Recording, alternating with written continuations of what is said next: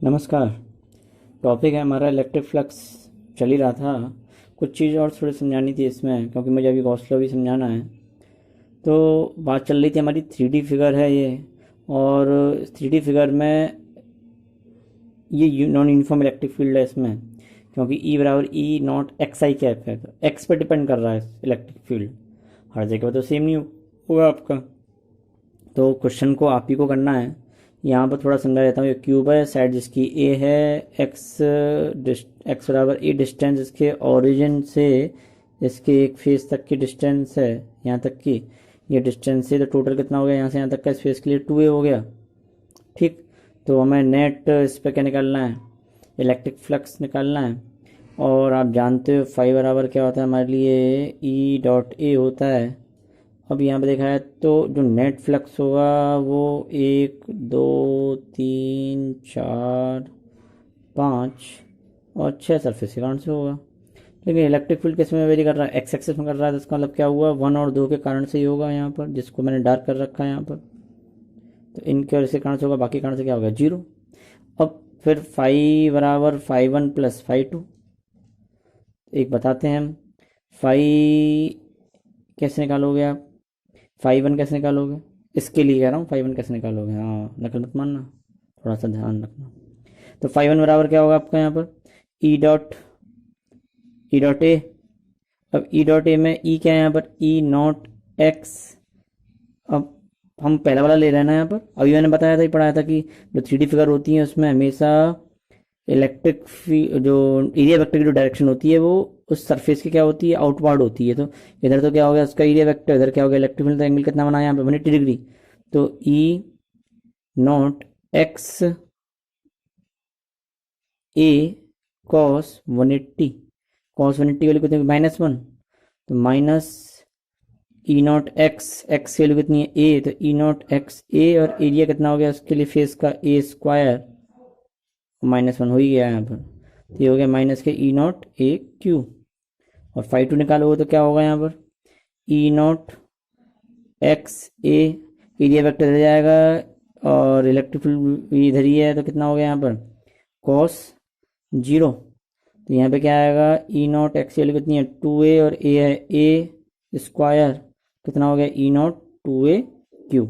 तो E not 2a Q में से minus E naught a Q चले जाएंगे, क्योंकि हम फाई बराबर क्या होगा, फाई 1 प्लस फाई 2, सॉल्व करके निकल के आ जाएगा। अब जो बात करने जा रहा हूँ, मैं इसका डेरिवेशन बाद में करवाऊँगा, लेकिन मान लीजिए ये मेरे पास रिंग दे रखी है, और इस रिंग के कारण से चार्ज हमारा इसके बाहर है, और मुझे इलेक्ट्रिक फ्लक्स निकालना है।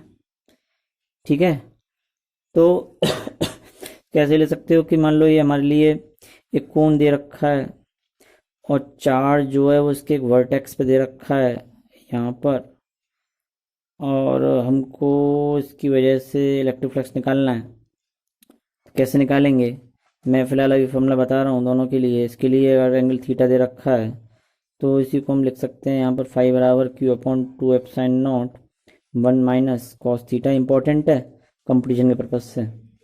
और अगर डिस्क को ले रहे हो तो यहाँ पे यही फॉर्मूला कन्वर्ट होगा, क्योंकि ये भी डिस्क की तरह ही निकलेगा, तो कौन ही बनेगा यहाँ पर भी, अगर देखें तो लाइन जा रही होंगी।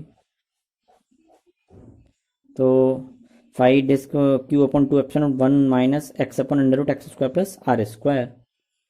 तो यहाँ पर x क्या है और r क्या है, क्योंकि r जो होगी वो इसके लिए क्या होगी यहाँ पर, रेडियस इस डिस्क की, और x क्या होगी इससे यहाँ पे इसकी डिस्टेंस। तो इन दोनों फॉर्मूलों को आप समझ लीजिए, बस केवल इस समय रट लीजिए, और इसका डेरिवेशन जब टाइम मिलता है तो हम इसको डिस्कस करेंगे यहाँ पर, इम्पोर्टेंट है। एक और इम्पोर्टेंट बात आती है कि मान लीजिए मेरे पास, मुझे ये क्यू चार्ज दे रखा है सेंटर पर, ये स्फीयर है, और मुझे इसके कारण से क्या निकालना है, इलेक्ट्रिक फ्लक्स निकालना है। तो मुझे इसके छोटे छोटे पार्ट में इसको डिवाइड करना पड़ेगा, क्योंकि अभी तक जो हम काम करने जा रहे थे वो हमने सिमेट्रिकल सरफेस तो थी, लेकिन यहाँ पर अगर हम इसके कारण से इलेक्ट्रिक फ्लक्स निकालेंगे तो ये पूरा हमारे लिए एक स्फीयर है, इसको हमें स्मॉल पार्ट्स में डिवाइड करना पड़ेगा, क्योंकि इलेक्ट्रिक फील्ड क्या करेगा यहाँ पे आपका, यहाँ पर तो चलो यूनिफॉर्म हो जाएगा क्योंकि स्पेयर ले लिया है। अदरवाइज अगर इलेक्ट्रिक फील्ड हमारा यूनिफॉर्म ना हो, वेरिएबल हो, तो उस केस में क्या करेंगे उसको भी मैं इसी में समझा रहा हूँ। तो डी फाई बराबर क्या होगा, ई डॉट डी है। हम क्या कर रहे हैं कि चार्ज यहाँ पे दे रखा है, इस पॉइंट पर इलेक्ट्रिक फील्ड क्या होगा इस चार्ज की वजह से जिसकी रेडियस आर है स्पेयर की, तो ई बराबर होता है के क्यू अपॉन आर स्क्वायर। और आप जानते हो कि अगर स्मॉल पार्ट ले रहे हैं तो एरिया वेक्टर स्पेयर के क्या होगा, नॉर्मल, और इलेक्ट्रिक फील्ड में दरी है तो थीटा की वैल्यू कितनी होगी, 0। तो फाई बराबर टोटल इंटीग्रल डी फाई, सबका हम इंटीग्रल ले रहे हैं तो ई डी ए, और ई को बाहर ले लिया, डी का इंटीग्रल क्या हो गया ए, ई की वैल्यू कितनी होती है 1/4 Q upon R square into area क्या होगा इसके लिए 4 पाई स्क्वायर, तो कितना निकल के आ गया क्यू अपन एप्सिलॉन नॉट। तो इसका मतलब क्या हुआ कि इसका मतलब ये हो गया कि टोटल जो इलेक्ट्रिक फ्लक्स है वो 1/एप्सिलॉन नॉट टाइम्स है किसका, चार्ज का, जो इस स्फीयर के अंदर क्या एनक्लोज्ड। मेन जो फॉर्मूला है वो क्या है हमारे लिए, फाई बराबर ई ए, और फाई बराबर E a E vector dot a vector, या फाई बराबर ई ए कॉस थीटा, ये फॉर्मूला लगता है जनरली जबकि इलेक्ट्रिक फील्ड का हमारा यूनिफॉर्म हो। और ई डॉट डी ए जो वाली बात आती है जिसमें डी ए ले रहे हैं वो जब है जब इलेक्ट्रिक फील्ड क्या ना हो हमारा यूनिफॉर्म ना हो, उस केस में बात ये आएगी। अब बात चल रही है आगे हमारी गॉस थ्योरम की। अगर किसी को कोई क्वेरी कुछ भी हो तो वो हमारे उस पर ग्रुप में या व्हाट्सएप पर हम पर्सनली पूछ सकते हैं। स्वागत है, कुछ अगर समझ में बात नहीं आ रही है तो उसको बताया जाएगा, क्वेरी दूर की जाएगी। गॉस लॉ पढ़ने से पहले थोड़ा समझ लो कि इनका नाम क्या था। गॉस ने गॉस लॉ ही क्यों दी, नाम था उनका, एक तो गॉस सरनेम था, जॉन कार्ल फ्रेडरिच गॉस पूरा नाम था। और गॉस लॉ को देने की जरूरत क्यों पड़ी, क्योंकि इलेक्ट्रिक फील्ड हमें कैलकुलेट जो करना है सिमेट्रिकल सरफेस के केस में, सिमेट्रिकल सरफेस कैसी जो हर तरह सिमेट्री हो, मतलब उसके अंदर नॉन यूनिफॉर्मिटी ना हो उस सरफेस में, तो सिमेट्रिकल सरफेस के इलेक्ट्रिक फील्ड निकालते समय में बहुत सारी कैलकुलेशन से बचने के लिए गॉस लॉ का यूज किया जाता है जनरली। तो गॉस लॉ ने क्या कहा था, गॉस ने एक लॉ दिया, और लॉ का कभी भी क्या नहीं होता, कोई प्रूफ वैसे होता नहीं है, लेकिन यहाँ पर लिख देते हैं किताबों में डेरिवेशन है इसका, लेकिन हम स्पेयर की सिमेट्रिकल मान करके उसको हम देते हैं, उसका डेराइव करते हैं उस स्टेटमेंट को। तो यहाँ भी वही याद आ रही है, the net electric flux through a closed surface आ रही है, 3D फिगर की बात आ रही है, इज 1/एप्सिलॉन naught times the net charge enclosed by the surface. मेन बात है यहाँ पे एनक्लोज्ड, नेट चार्ज और 3D, तो क्लोज सरफेस होनी चाहिए, और क्लोज सरफेस में जो फ्लक्स होगा वो 1/एप्सिलॉन नॉट टाइम्स होगा जो चार्ज के अंदर एनक्लोज्ड है। ये गॉस ने दिया था, वैसे जनरल जो करेक्ट जो बात है वो तो है ईडीए।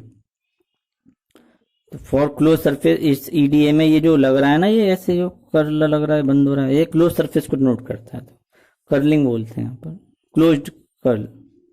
तो E dot D A vector. दूसरी बात ये भी है कि जो मैंने अभी ऊपर समझाया था वही बात यहाँ पे भी आ रही है कि चार्ज है, इसको हमने इसके अराउंड में हमने एक सरफेस मान ली है, इस पॉइंट चार्ज के अबाउट में, that is called Gaussian surface, Gaussian close surface, that is imaginary surface.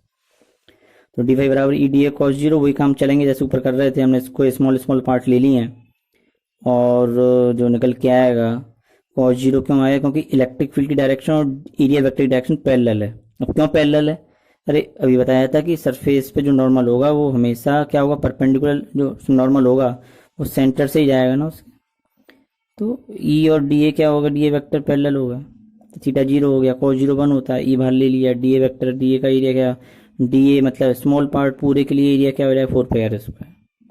हम यहाँ पर वॉल्यूम नहीं लेंगे स्पेयर का, यहाँ पे हमें एरिया ले रहे हैं क्योंकि हम यहाँ पे क्लोज्ड सरफेस पे काम कर रहे हैं, और सरफेस का एरिया क्या होता है 4πr²। Q upon R square यहाँ पे वैल्यू पुट कर दें, क्यू अपन एप्सिलॉन नॉट आ जाएगा, टोटल चार्ज एनक्लोज है।